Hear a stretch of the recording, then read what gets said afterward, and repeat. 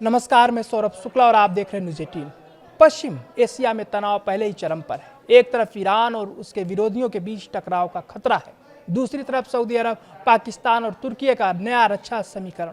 लेकिन अब इस कहानी में एक ऐसा मोड़ आया है जिसने पूरी दुनिया का ध्यान अपनी तरफ खींच लिया है। दावा है कि जिस गठजोड़ को ईरान के खिलाफ एक बड़ी रणनीतिक ताकत के तौर पर देखा जा रहा था, उसी गठजोड़ में ईरान को शामिल होने का न्योता मिल गया है। जी हाँ, सऊदी अरब, पाकिस्तान और तुर्की के बीच बने मक्का ज्वाइंट डिफेंस एग्रीमेंट को लेकर ईरान की तरफ से ऐसा दावा सामने आया है जिसने सबको हिलाकर रख दिया है।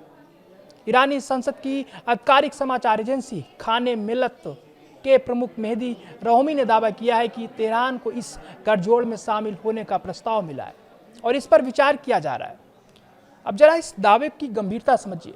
अगर ये खबर सच है तो पश्चिम एशिया की दशकों पुरानी दुश्मनियों, दोस्तियों और रणनीतिक समीकरणों पर एक बड़ा सवाल खड़ा होता है, क्योंकि जिस ईरान को लंबे समय से इस क्षेत्र में अलग थलग करने की रणनीति का सामना करना पड़ा, आज उसी ईरान के दरवाजे पर किसी रक्षा गठजोड़ में शामिल होने का प्रस्ताव पहुंचने की बात कही जा रही है। लेकिन ठहरिए, कहानी में सबसे जरूरी बात अभी बाकी है।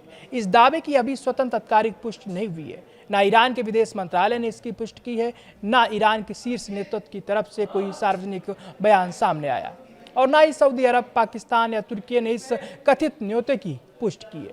यानी खबर बड़ी है, दावा बड़ा है, लेकिन इसकी सच्चाई पर अभी मुहर लगना बाकी है।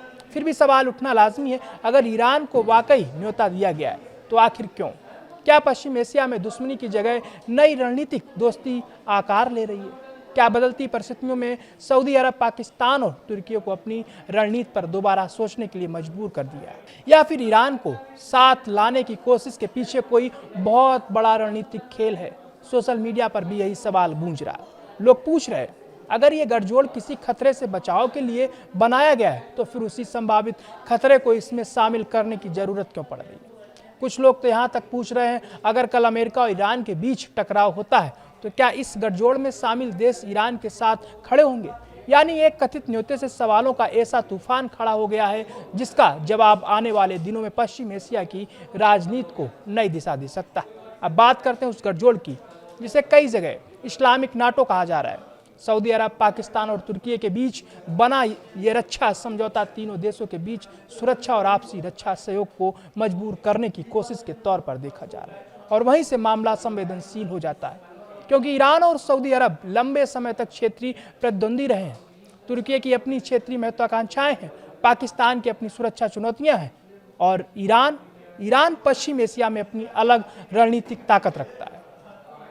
ऐसे में अगर ये चारों देश किसी साझा सुरक्षा ढांचे में आते हैं तो ये सिर्फ एक सैन्य समझौता नहीं होगा, ये पूरे पश्चिम एशिया की रणनीतिक तस्वीर बदलने वाला घटनाक्रम हो सकता है। लेकिन कहानी यहीं खत्म नहीं होती है। अब इस कथित इस्लामिक नाटो की तरफ बांग्लादेश की नजर भी बताई जा रही है। बांग्लादेश के 2 मंत्रियों ने कहा है कि उनका देश सऊदी अरब, पाकिस्तान और तुर्की से जुड़े आर्थिक या रक्षा ढांचे से शामिल होने की संभावनाओं को लेकर सकारात्मक रुख रखता है। बांग्लादेश के नवनियुक्त विदेश मामलों के राज्य मंत्री हुमायूं कबीर ने कहा है कि देश अपने राष्ट्रीय हितों को सर्वोच्च प्राथमिकता देते हुए इस तरह के ढांचे में शामिल होने की संभावनाओं पर विचार कर सकता है। यानी तस्वीर तेजी से बदल रही है। एक तरफ ईरान को कथित न्योते की खबर, दूसरी तरफ बांग्लादेश की दिलचस्पी, और बीच में सऊदी अरब, पाकिस्तान और तुर्की। सवाल अब सिर्फ इतना नहीं है कि इस्लामिक नाटो में कौन कौन शामिल होगा, सवाल यह है कि क्या पश्चिम एशिया और मुस्लिम दुनिया में एक नया रणनीतिक ब्लॉक तैयार हो रहा है? क्या ईरान को साथ लाकर पुराने समीकरण खत्म करने की कोशिश हो रही है? क्या सऊदी अरब अपना क्षेत्रीय भूमिका को और मजबूत करना चाहता है? क्या तुर्की एक नए सुरक्षा ढांचे की अगुवाई की तरफ बढ़ रहा है?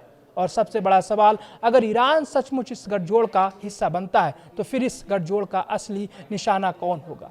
फिलहाल इन सवालों के जवाब नहीं है, क्योंकि ईरान को न्योता मिलने की खबर अभी सिर्फ एक दावे पर आधारित है और इसकी स्वतंत्र आधिकारिक पुष्टि का इंतजार करना है। लेकिन इतना जरूर है, पश्चिम एशिया में अब सिर्फ मिसाइलें और हथियार ही नहीं चल रहे, रणनीति भी तेजी से बदल रही है। और अगर यह कथित न्योता सच साबित होता है तो समझ लीजिए मक्का से शुरू हुआ ये रक्षा समीकरण तेहरान तक पहुंचकर पश्चिम एशिया की पूरी सियासी तस्वीर बदल सकता है। क्योंकि इतिहास गवाह है, जब पुराने दुश्मन एक टेबल पर बैठते हैं तो सिर्फ दोस्ती नहीं बदलती, पूरी दुनिया का रणनीतिक नक्शा बदल सकता है।